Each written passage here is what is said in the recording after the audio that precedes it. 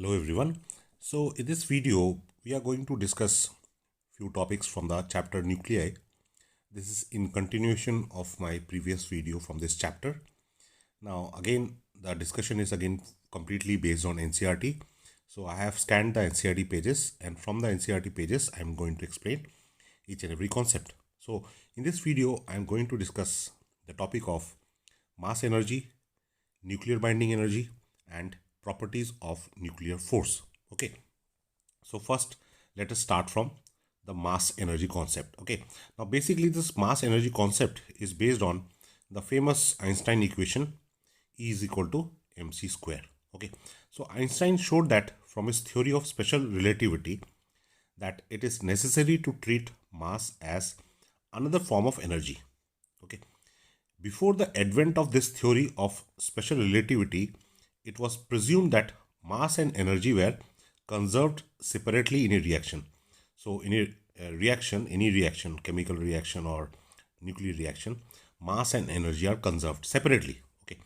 However, Einstein showed that mass is another form of energy, and one can convert mass energy into other forms of energy, say kinetic energy and vice versa. That means kinetic energy can also be converted into mass energy. Okay, so Einstein gave the famous mass energy equivalence relation E is equal to mc square. Okay, here the equivalent of mass m is related by the above equation, and c is the velocity of light in vacuum, and it is equal to 3 into 10 power 8 meter per second. Okay, so here the basic important thing is Einstein showed from his theory of special relativity that it is necessary to treat mass as another form of energy. Okay, another form of energy.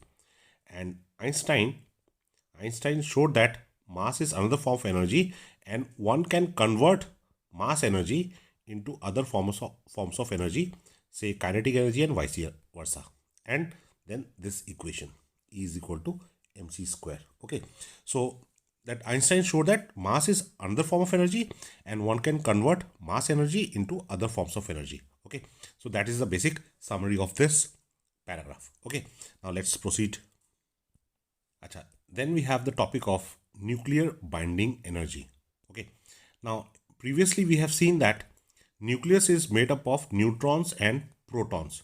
Therefore, it may be expected that mass of nucleus is equal to total mass of individual protons and neutrons. Okay, so basically, see, you have the nucleus, and inside the nucleus you have proton and neutron. Okay, so if you are talking about mass of nucleus, then it should be equal to sum of mass of neutron plus mass of protons. Okay, so total mass of protons plus total mass of neutron should give you the mass of nucleus, because nucleus is composed of protons and neutrons. Okay, this is the normal thought.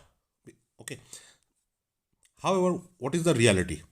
So the reality is the nuclear mass m is found to be always less than the mass of the constituents. Okay, for example, so there is example given. This is for oxygen 816. Oxygen 816. Okay, what is the meaning of this oxygen 816? See, oxygen 8 means this 8 means number of protons is 8. Okay, 16 means that is the mass number. Okay, so mass number A, it is equal to 16. Now mass number, it is equal to number of neutrons plus number of protons.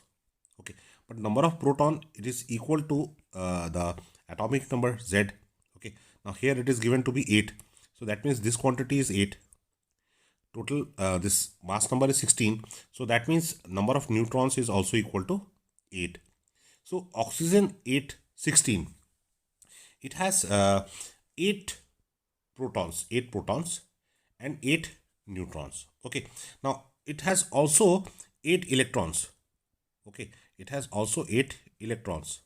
Okay, so this is the constituents of oxygen. Okay, so now what is the mass of 8 neutrons? Mass of 8 neutrons is 8 multiplied by mass of single neutron. Okay, similarly, what is the mass of 8 protons? 8 times multiplied by mass of proton. mass of 8 electrons, it is 8 times mass of single electron.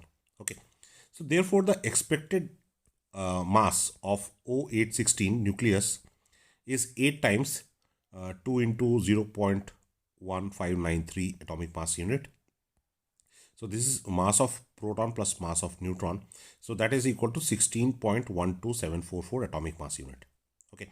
Now atomic mass of oxygen 816, this is the atomic mass, okay, found from mass spectroscopic experiments is 15.99493 atomic mass unit. Okay, this is the atomic mass. So this also includes the mass of electrons. So what they have done, subtracting the mass of 8 electrons, okay, that is 8 times this mass of single electron. From this we get the experimental mass of O816 nucleus to be 15.99053 atomic mass unit. Okay, so this is the experimental mass of the nucleus. Okay, this is the mass of the nucleus. Okay, but mass of the constituents of the nucleus is 16.12744. Okay, so that means this mass of the constituents is greater than the mass of the nucleus. Okay, thus we find that mass of O816 nucleus is less than the total mass of its constituents. Okay, so how much is the difference of these two? It is 0.1369 atomic mass unit. So the difference in mass of nucleus and its constituents, represented by delta M, is called mass defect. Okay, so this is the definition of mass defect. Okay, so let me highlight it. The difference in the mass of nucleus and its constituents, delta M, is called mass defect. Okay, so mass defect delta M, it is equal to this expression. See here, what is ZMP? ZMP, see, first term is ZMP. This is ZMP. MP is the mass of proton. Z is the total number of proton. So ZMP will be the total mass of the proton. A is the mass number. Z is the number of protons. So A minus Z will be equal to the number of neutrons. So number of neutrons multiplied by mass of neutron, this will give you the total mass of the neutron.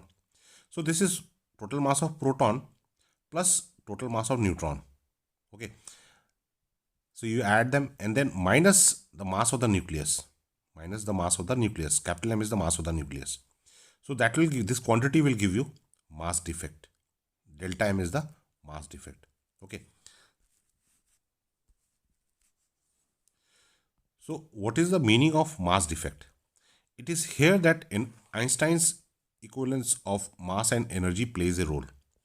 Since the mass of oxygen nucleus is less than the sum of the masses of its constituents, that is 8 protons and 8 neutrons, in the unbound state, the equivalent energy of the oxygen nucleus is less than that of the sum of the equivalent energies of its constituents. Okay, so if one wants to break the oxygen nucleus into 8 protons and 8 neutrons, this extra energy delta mc square has to be supplied. So that means this energy is responsible for binding the protons and neutrons inside the nucleus. So therefore this expression is called binding energy. This energy required, EB, is related to mass defect by, so this is the expression for binding energy. Okay, EB is the binding energy, that is equal to delta M times C square. What is delta M? Delta M is the mass defect. Okay, so this is all about binding energy and mass defect. Okay, so basically binding energy is responsible for holding the proton and the neutron inside the nucleus. Okay, so if external energy is supplied that is equivalent to the binding energy, we can break down proton and neutron separately. We can separate the proton and the neutron from the nucleus. Okay, so this binding energy binds the constituents of the nucleus. Okay, hence it is called binding energy. And binding energy, expression for binding energy, it is EB is equal to delta M times C square, where delta M is the mass defect. This is the expression for mass defect. Achha, then we have this example number 13.3. Find the energy equivalent of one atomic mass unit first in joules and then in mega electron volt. Using this, express mass defect of oxygen 816 in MeV per c square. Okay. Now see, one atomic mass unit, it is equal to 1.6605 into 10 power minus 27 kg. Okay. Now to convert it into energy units, we multiply it by c square. So this is mass. If you multiply mass with c square, we can convert it into energy. So this is equivalent energy is 1.6605 into 10 power minus 27, that is this mass, into c square. So c is 2.9979 into 10 power 8. Now in place of this, you can take 3 into 10 power 8 also. Okay, so energy units, so c square means meter square per second square. This is mass, so kg. So kg meter square per second square. So simplifying this, we get, now obviously this kg meter square per second square is joule. So simplifying this, we get 1.4924 into 10 power minus 10 joule. Okay. Now see, 1 joule, it is equal to 1.6 into 10 power minus 19 electron volt. Okay. So we can convert this quantity in electron volt by dividing this. Okay. So this is 1.6. We can write 1.6 into 10 power minus 19. So this is in electron volt. Okay. So this gives 0.9315 into 10 power 9 electron volt. Okay. Now 10 power 9 electron volt. Now that can be converted into mega electron volt as 931.5 mega electron volt. So it means, see, one atomic mass unit is equal to 1.6605 into 10 power minus 27 kg, and that is equal to this energy. So one atomic mass unit is equal to 931.5 MeV per c square. Okay. Acha, now for oxygen 816, mass defect we have already calculated previously. It was 0.13691 atomic mass unit. Now one atomic mass unit equal to this quantity. So this much atomic mass unit will be equal to 0.13691 multiplied by this MeV per c square. So simplifying this, we have 127.5 MeV per c square. Okay. The energy needed to separate oxygen 816 into its constituents is thus, since this is the, binding energy equivalent. Okay. Because delta M we have converted into, see, this is delta M. So delta binding energy is how much? Binding energy EB, it is equal to delta M into c square. So if you multiply this into c square, so this c square term will get cancelled. So this quantity 127.5 MeV will be the binding energy. So that is what is written here.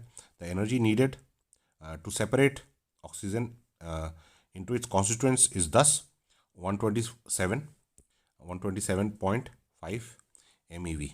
Okay, this is the energy. Okay. Acha, next topic is nuclear force. Okay, the force that determines the motion of atomic electrons is familiar Coulomb force. Okay, so electron revolves around the nucleus because of the Coulomb force. Okay, in section 13.4 we have seen that for average mass nuclei, the binding energy per nucleon is approximately 8 mega electron volt. Okay. Now this part is omitted from the syllabus, so I have discussed this regarding the graph of binding energy. Okay, but this is the, suppose this is the general information. Okay, we have to take it as granted that nuclear binding energy per nucleon is around 8 mega electron volt, which is much larger than binding energy of atoms. Okay, acha, in Bohr atom model we have seen that this electron in various orbits, it has energy like minus 13.6 electron volt in hydrogen atom. In another orbit it may have energy like minus 3.4 electron volt. Okay, so that means if external energy is supplied like plus 13.6 electron volt energy supplied, so electron in ground state will be removed. So that means the binding energy in for electron, it is of the order of electron volt in electron volt. Okay, whereas for nucleus, see, nucleus, inside the nucleus you have proton and neutron, but these protons and neutrons, they are bound with energy which is of the order of mega electron volt. Okay, so that is what is written here. So binding energy per nucleon is approximately 8 mega electron volt, which is much larger than the binding energy of atoms.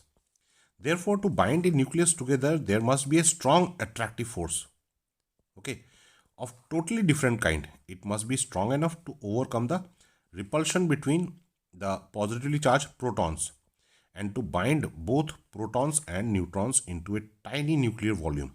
Okay, nuclear volume is very small. It is of the order of few Fermi.